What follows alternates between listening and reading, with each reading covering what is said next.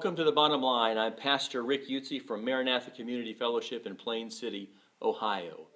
I don't know if any of you remember hearing your parents talk about how they had to go to school, like they had to go back and forth to school. It was uphill both ways, walking through deep snow, all these hard luck stories, right, about how much more difficult they had it than we have it in our generation. And I'm sure we probably pass some of those down to our children if we have them.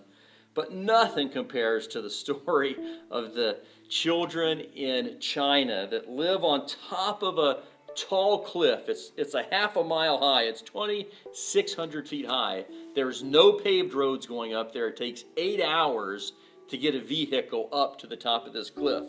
So what they do is they have these like wicker vine ladders that literally get you up and down a sheer cliff face, for the most part, that's 2,800 feet tall.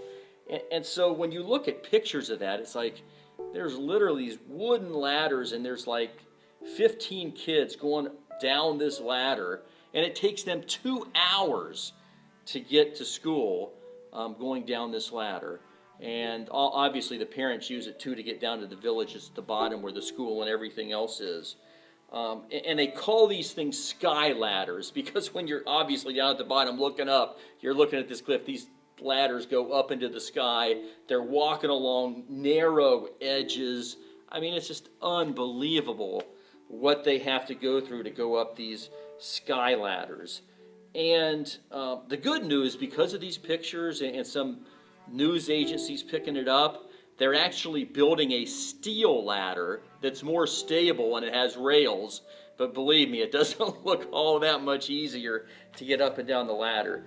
And they do this because education is important. I mean, you know, I know our kids maybe complain about getting on the bus and driving for 45 minutes to school.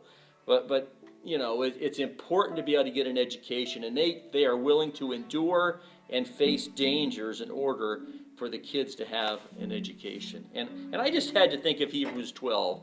Talks about Jesus, what he was able to endure, and he calls us to endure. It says in Hebrews 12, verses 1 to 3, "Therefore, since we are surrounded by so great a cloud of witnesses, let us lay aside every weight and sin which clings so closely, and let us run with endurance the race that is set before us." So there's that word endurance. There's this implication that it's going to take a long time and it's going to be hard.